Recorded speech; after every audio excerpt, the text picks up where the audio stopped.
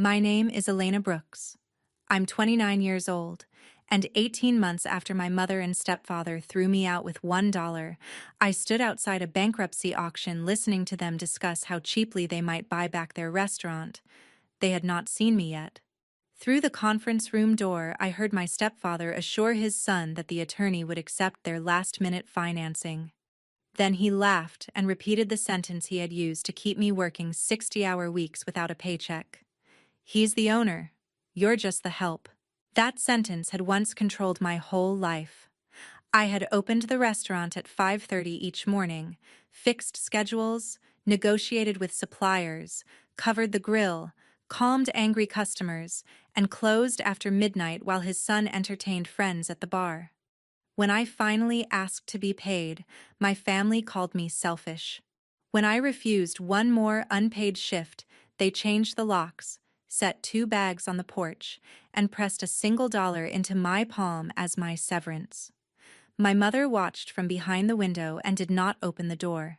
Now the restaurant was bankrupt. The dining room chairs, equipment, name, and remaining lease were being sold together. Inside, my family believed the only qualified competing bidder was a restaurant group from Columbus. They did not know who had studied the court filings, secured financing, and placed the sealed bid that morning. The attorney broke the seal. The winning bidder and new owner is... I opened the door and walked into the room. My mother's hand flew to her mouth. My stepfather stopped breathing for a beat.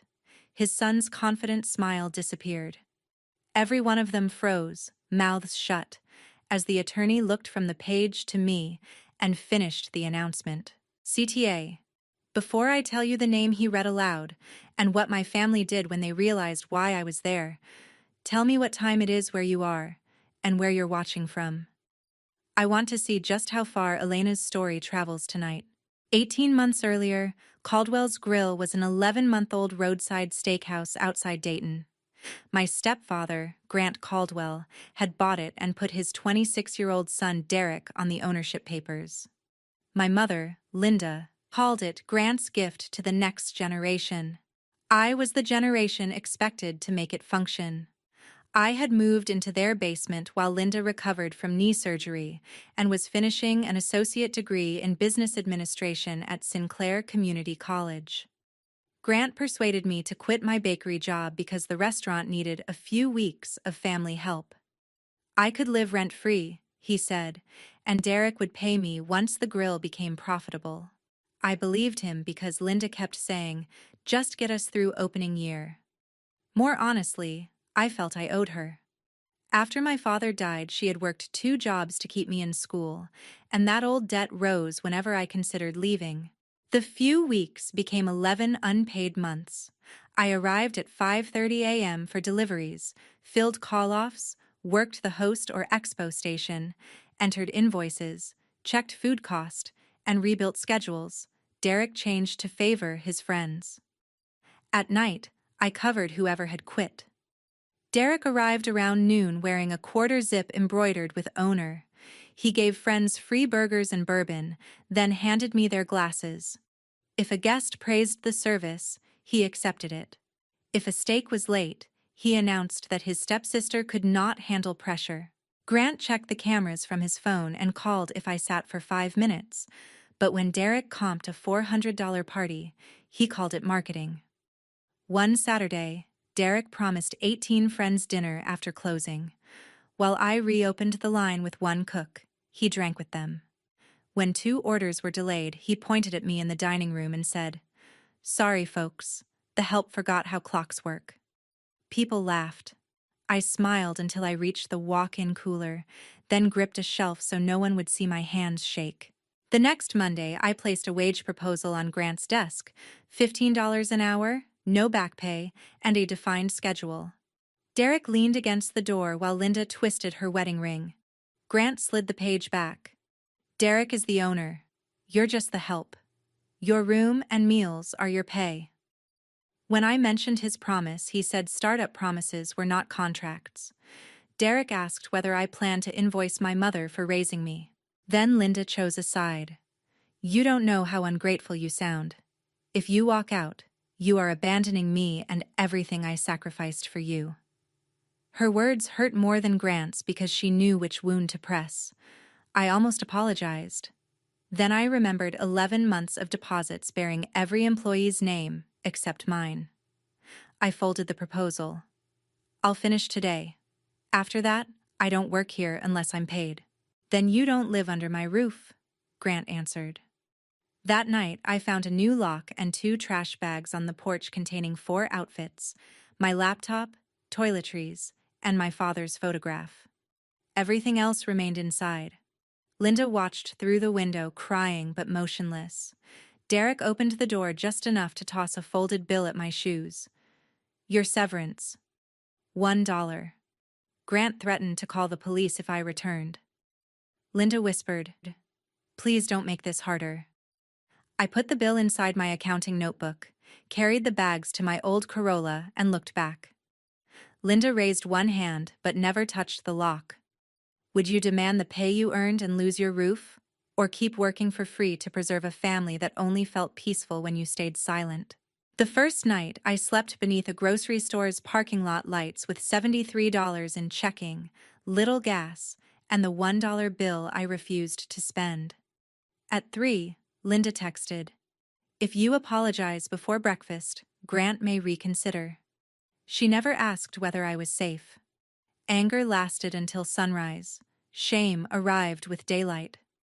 I considered going back, not because Grant was right, but because humiliation can make a locked basement look like mercy. Instead, I showered at the college gym and applied at every nearby diner. Morning Bell hired me after its owner, Naomi Patel, watched me calm a customer whose online order had vanished. The wage was small, but the tips were real and every minute appeared on a pay stub. I worked breakfast, attended 2 evening classes, and closed at a hotel grill 3 nights a week. After 12 days in the Corolla, an accounting classmate, Tasha, rented me her couch for $200 a month. It felt luxurious because the front door locked from the inside. My routine was swollen feet, laundromat dinners, and homework between shifts. I opened a secured card through Right Pat Credit Union, automated $20 from each paycheck into savings, and obtained an emergency completion grant. More important, I studied systems. Naomi showed me how a 3% change in waste could decide survival. I learned food cost variance, par levels, and scheduling around sales rather than ego. She paid me to rebuild her inventory workbook. For the first time, someone treated my ability as work instead of family duty. Meanwhile, Caldwell's began failing where I had held it together. A cook texted that Derek had missed produce orders. A vendor called my number about a past due invoice. I removed myself from the account. Then came reviews. 90-minute waits. One server covering the room. Ribs changing weekly. Each update brought guilty satisfaction, then fear that enjoying their trouble made me like them. 4 months later, Linda called from an unknown number. She began with, "Your mother misses you," then asked where I had saved the vendor pricing sheet. I offered to release business documents after they paid my withheld wages. "So this is revenge," she said. "No, this is a boundary." She warned that Derek was sensitive to public failure. No one had considered my sensitivity to public humiliation. Still, I cried after the call. Missing my mother did not mean she was safe, and knowing that did not make missing her stop. At month 7, my body collected the bill. Feverish during a double shift, I dropped a tray because my hands stopped cooperating. Naomi found me behind Morning Bell and ordered me home with 2 paid days. "Rest is maintenance," she said. "Equipment breaks when owners ignore it. People do too." That night, I drafted an email withdrawing from school. Then I saw the dollar inside my accounting notebook. Derek meant it as proof my labor was worthless. I decided it would mark the last time anyone else priced my life. By month 9, I rented a room, finished my degree, and became Morning Bell's assistant manager. I dropped the hotel shifts and handled scheduling, purchasing, and cost reports. When prices climbed, we changed the menu instead of cutting hours. When a refrigerator seal failed, Naomi repaired it before food spoiled. At Caldwell's, Grant delayed maintenance and used payroll money for the mortgage. Derek hosted free parties because he preferred a room full of non-paying friends to an honest, empty room. From one restaurant door, our lives split. I learned what ownership required while the owners consumed what remained. At graduation, I kept an empty seat beside Tasha even though I had not invited Linda. Some childish part of me hoped she would appear and say she was proud. She did not. Naomi attended after working the breakfast rush and gave me a calculator with my name engraved on it. I cried in the parking lot, ashamed that kindness from someone else still felt like betrayal of my mother. That was when I understood that rebuilding was not only earning money, it was allowing safe people to matter without asking permission from the people who had hurt me. At the start of my second year, Naomi gave me Morning Bell's second location, health insurance, a salary, and the first business key ever handed to me without guilt attached. Stability exposed how Caldwell's had trained me.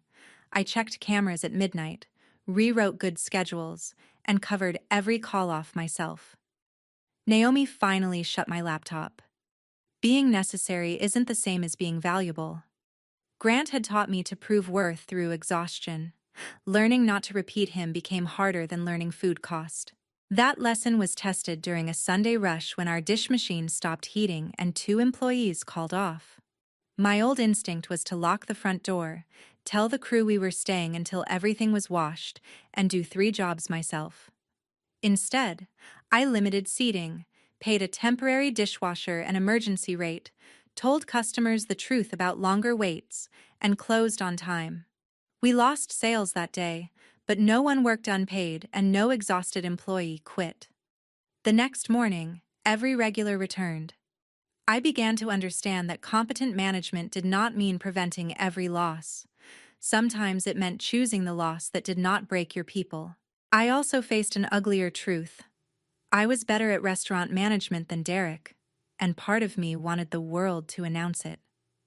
I imagined clean books and a full dining room while his friends watched him fail. The fantasy embarrassed me. A counselor asked, "Do you want to build a good life, or force them to witness it?" I had no honest answer. Revenge and ambition can wear the same uniform from a distance. A regional hospitality company then offered me $8,000 more for weekday office work. The recruiter described predictable hours, paid holidays, and no emergency calls from a kitchen. After years of instability, the offer looked like proof that I had finally escaped. I even signed the preliminary background check form. During a trial afternoon, however, I sat in a windowless office correcting reports for restaurants I would never enter and realized I did not want to leave the industry Grant had poisoned. I wanted to prove, first to myself, that it could be run without fear. Turning down that salary terrified me because it meant choosing an uncertain path without blaming my family for the choice.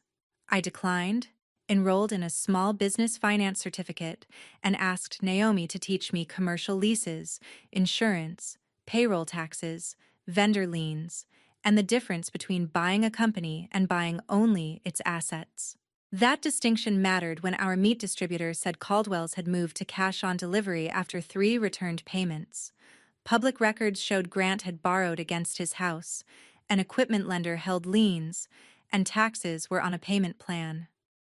I quietly studied Chapter 7 asset sales under Capstone Research, downloaded bid packages, read lease assignment clauses, and attended a closed pizza shop's auction to learn the process. I called it preparation for any opportunity, but Caldwell's made my pulse quicken. I knew its traffic, failing cooler, waste patterns, and loyal neighborhood families. I also knew it held my worst adult year. Buying it could be smart, or an expensive way to keep arguing with my family. To separate readiness from revenge, I wrote 3 rules in my notebook. An independent valuation had to support the price. The plan had to work without $1 of unpaid labor, and I would walk away if bidding passed a fixed ceiling. Those rules mattered because emotion always finds respectable words for recklessness. If the restaurant became available, the numbers, not my anger, would decide whether I entered the room. 11 months after throwing me out, Linda appeared at morning bell. She did not apologize. Grant had borrowed against the house, and she wanted me back for 6 weeks at $10 an hour, less than our dishwashers earned. Derek would remain owner and take distributions. "This isn't the time to punish him," she said. I refused to return to the place where she had locked me out. Her final words were, "If we lose the house, I'll know you could have prevented it." The guilt landed exactly where she aimed it. Naomi listened, then said, "A business surviving on one relative's free labor is already insolvent. Going back delays paperwork, it doesn't repair anything." I blocked Linda's number with my thumb hovering over the screen. Refusing to rescue them became the first decision for my future that did not require their understanding. Caldwell's Grill did not collapse in one dramatic evening. It died through ordinary decisions made by men who believed consequences were disrespectful. Derek cut the experienced kitchen manager's hours after the man questioned free liquor for friends. The manager quit, and 3 cooks followed him within a month. Grant replaced them with cheaper workers but provided almost no training. Plate returns increased. To protect online ratings, Derek offered more free meals, which lowered revenue while food use climbed. When the walk-in cooler began warming overnight, Grant paid for repeated temporary repairs rather than replacing the compressor. One inspection found meat held above the safe temperature. The county suspended the food service license for 6 days while the restaurant discarded inventory, repaired the unit, and passed a follow-up inspection. The closure itself was brief. The screenshots lasted much longer. Suppliers moved them to cash on delivery. Their linen company stopped service.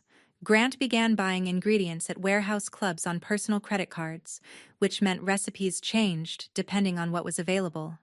Employees discovered paychecks were arriving 2 or 3 days late. A server named Camille, who had once covered my birthday shift, sent me a photograph of an empty Friday dining room. Half the bulbs in the Caldwell's sign were dark.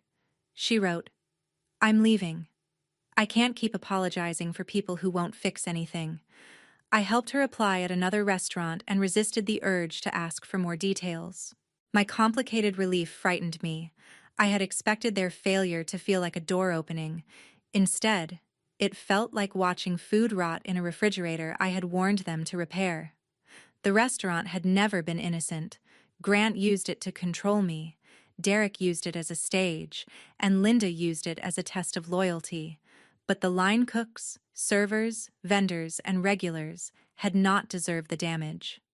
I remembered an elderly couple who came every Thursday and split meatloaf, a high school dishwasher saving for his first car, and a produce driver who always placed the tomatoes gently.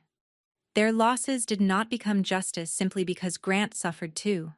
When the people who once humiliated you begin to fall, do you feel victory?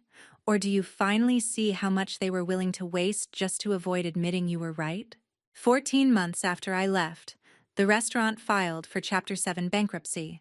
The public petition listed more than $300,000 in secured and unsecured claims, though the figures included equipment loans, taxes, supplier balances, and a portion guaranteed personally by Grant and Derek. Because the business leased the building, the trustee planned to auction the trade name, furniture, kitchen equipment, remaining inventory, transferable permits, and the right to assume the lease subject to the landlord's approval. Grant's house was not automatically part of the restaurant's sale, but the home equity loan he had used to feed the business still had to be paid. The distinction mattered. Bankruptcy would close one wound and expose another. Linda left me a voicemail from Camille's phone because her own calls were blocked. "Your brother is losing everything," she said. Derek was not my brother, but she used the word whenever she needed obligation. She said Grant had a plan to purchase the assets through a new company with help from a friend, erase the old debt, and reopen under a slightly different name. She wanted me to provide operating spreadsheets for the new lender and, if asked, confirm that Derek had managed daily operations. That last request erased any remaining doubt. Even at the edge of bankruptcy, they wanted my work and his credit. I emailed a single response: I will not make false statements, provide unpaid labor, or participate in a transaction designed to misrepresent management history. Do not contact me about the business again. Then the official auction notice appeared. I read it during my lunch break, closed the browser, and walked 3 laps around the block. That night, I opened it again. The minimum qualified bid was $65,000, far less than the cost of opening a comparable restaurant from an empty shell. But bidders also needed proof of funds, a 10% deposit, landlord approval, and the ability to close within 15 business days. The equipment required repairs. The brand carried terrible reviews. At least $30,000 in working capital would be needed before reopening. It was not a bargain for someone chasing a dramatic moment. It was an opportunity only for someone who knew exactly what was broken. I built 2 financial models. The first assumed I bought an unrelated cafe with similar traffic. The second assumed I acquired Caldwell's assets, abandoned its menu, closed for renovation, and reopened under a new name. I deliberately made the Caldwell model harsher: lower opening sales, higher repairs, no sentimental value assigned to anything. It still produced the stronger 3-year return because the lease rate was below market and much of the kitchen could be restored. I hated that the answer was rational. If the numbers had failed, I could have walked away and called that healing. Instead, the numbers forced me to decide whether I was afraid of a bad investment, or afraid that buying it would reveal how badly I still wanted them to see me. I brought both models to Naomi without telling her which restaurant was behind the second one. She spent 2 evenings testing labor assumptions, vendor terms, repair estimates, and debt service. Then she tapped the conservative model and said, "This site is ugly, but the lease is valuable. Why are you pretending it is anonymous?" I told her everything: the unpaid months, the $1 bill, the locked door, Linda's request that I return, and the family's plan to buy the assets through a new company. Naomi did not offer a speech about destiny. She asked the question an investor should ask: if they never learn you bought it, would you still want to operate it? I went home before answering. The next morning, I drove past the dark restaurant and saw what it could become: a shorter menu, written tip policy, predictable schedules, and no unpaid family help. I did not want Caldwell's as a trophy. I wanted the location because I knew how to make it honest. Naomi agreed to invest $62,000 for a 30% stake and formal financial controls. I would contribute $22,000, almost all my savings, and remain majority owner and operating manager. That left the credit gap in working capital. My credit union declined the first loan request because the target business was bankrupt and I lacked collateral beyond a tired Corolla. I revised the package, separated the asset purchase from operating reserves, obtained written repair estimates, and secured a letter from the landlord stating that he would consider assigning the lease if I provided a personal guarantee. On the second review, the credit union approved a $38,000 small business term loan, contingent on a successful bid, Naomi's equity deposit, and the lease assignment. The interest rate was higher than I wanted. My signature would be personal. If the restaurant failed, the company could disappear while the loan followed me home. For 6 nights, I calculated how long I could survive without salary. If repairs exceeded estimates by 15%, I would need to delay reopening. If sales started 20% below forecast, I could cover payroll for only 14 weeks without more capital. Losing the auction would cost due diligence fees, but return the bid deposit. Winning and failing would cost my savings, damage my credit, strain my relationship with Naomi, and possibly put me back on someone else's couch. I took the $1 bill from my notebook and placed it beside the loan guarantee. 18 months earlier, I had risked homelessness by refusing unpaid work. Now I was considering risking security to create paid work for other people. Courage did not feel bigger the second time. It felt more informed. We hid my involvement for business reasons, not theatrics. The bid package was submitted by an LLC named Copper Table Hospitality. Naomi was listed as the authorized representative for initial communications. Only the trustee, the landlord, our attorney, and the credit union knew I controlled 70%. If Grant discovered I was behind the bid, he might pressure Linda, contact the landlord, frighten employees, or drive the price up simply to keep me out. I did not tell Tasha, Camille, or even my counselor. When Linda emailed me asking whether I had heard who the Columbus people were, I did not answer.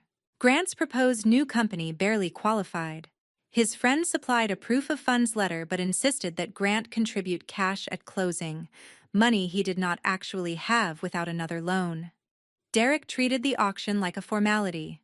He posted online that Caldwell's would be back after restructuring and privately told former employees their jobs would return.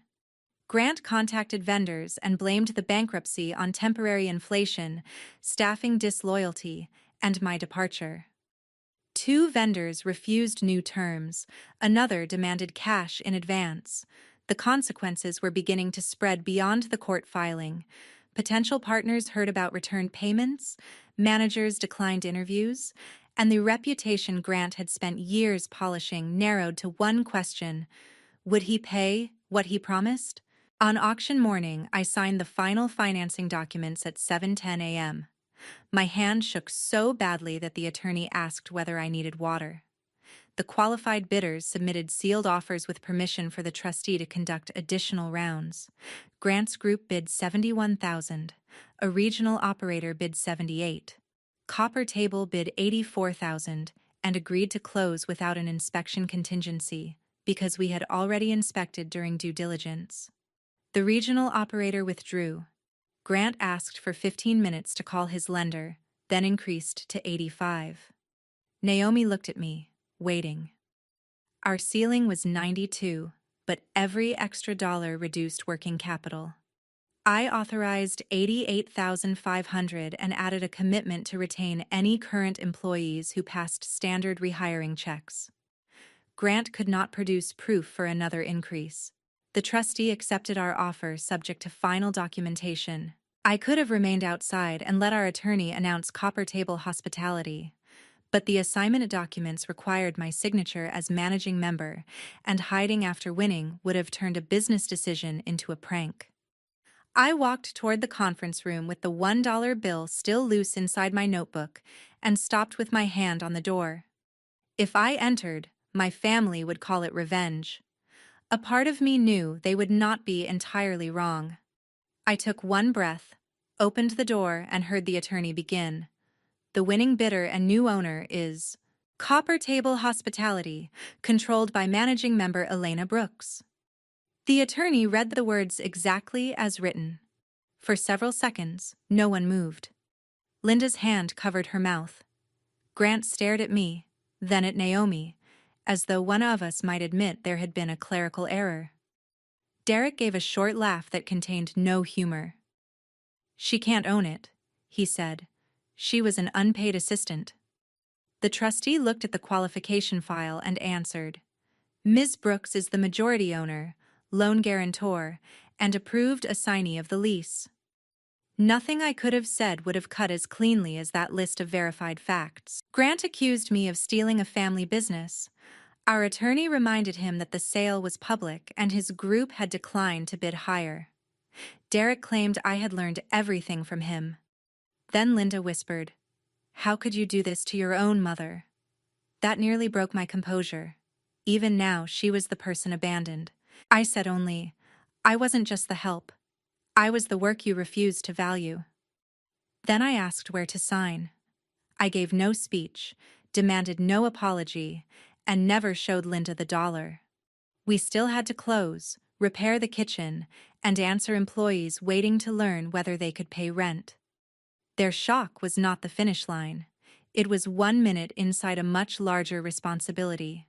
Outside, my hands shook so hard I could not unlock my phone. The tears held the night in my car, Linda behind the window, and 11 unpaid months.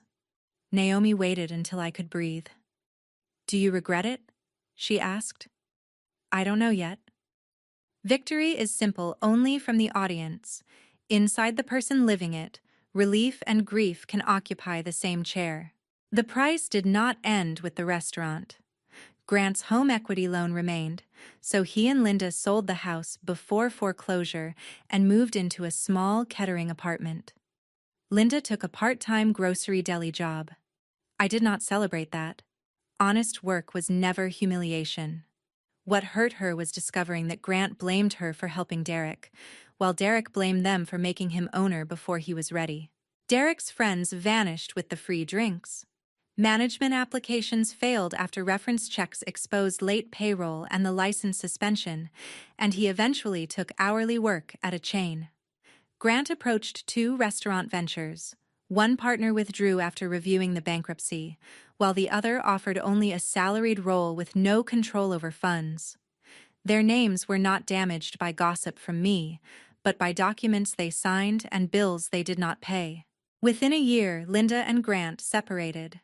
In a letter, she admitted she had turned my gratitude into a debt I could never repay. When she stood behind the window, she expected me to return by morning and submit. She apologized, then asked for rent help. I sent county assistance information and said I might attend counseling someday, but would not become her financial safety net. Compassion did not require restoring the arrangement that harmed me. We closed for 7 weeks, repaired the cooler, cleaned the kitchen, shortened the menu, and removed the Caldwell's sign.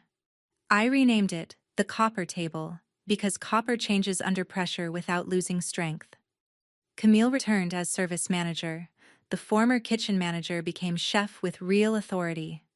Every job had written pay, hours, meal policy, and reporting rules. Naomi reviewed my financial controls too. No relative received an unearned title, and no one worked off the clock. Opening week was messy. The dishwasher failed, ticket times collapsed, and a reviewer accused us of disguising Caldwell's. I answered that ownership, management, menu, and employment practices had changed. By month 4, sales beat the conservative forecast. By month 9, we restored the repair reserve. On the anniversary, I framed the dollar in the back office under a brass plate, the last unpaid dollar. Derek visited once and asked whether I had bought the place to humiliate him. At first, part of me wanted you to see it, I admitted. But I couldn't run a business for years to punish you for one moment. You taught me what ownership is not. I did not forgive him. I simply stopped needing him to suffer for me to feel free. I once thought revenge meant returning their powerlessness. The real victory was that their definition of my value no longer directed my decisions. I kept the location, not their name. I preserved the dollar, but stopped living inside its moment. Family labor deserves wages. Gratitude is not an employment contract. Love that demands silence, poverty, or obedience is control wearing a familiar face. So tell me this. If you bought the very place that had once been used to make you feel small, would you keep it as proof of what you survived? Or sell it so you could finally let the past go? I chose a third option. I kept the business, changed what it meant, and made sure no one who worked for me would ever be told they were just the help again. We hope the story brought you emotion, suspense, and a useful lesson. This fictional narrative was created only for dramatic storytelling and educational value. We hope it reminds you that living does not mean you never cared. Sometimes it means you cared for a long time, tried enough, hurt enough, and finally decided your own heart deserved care too.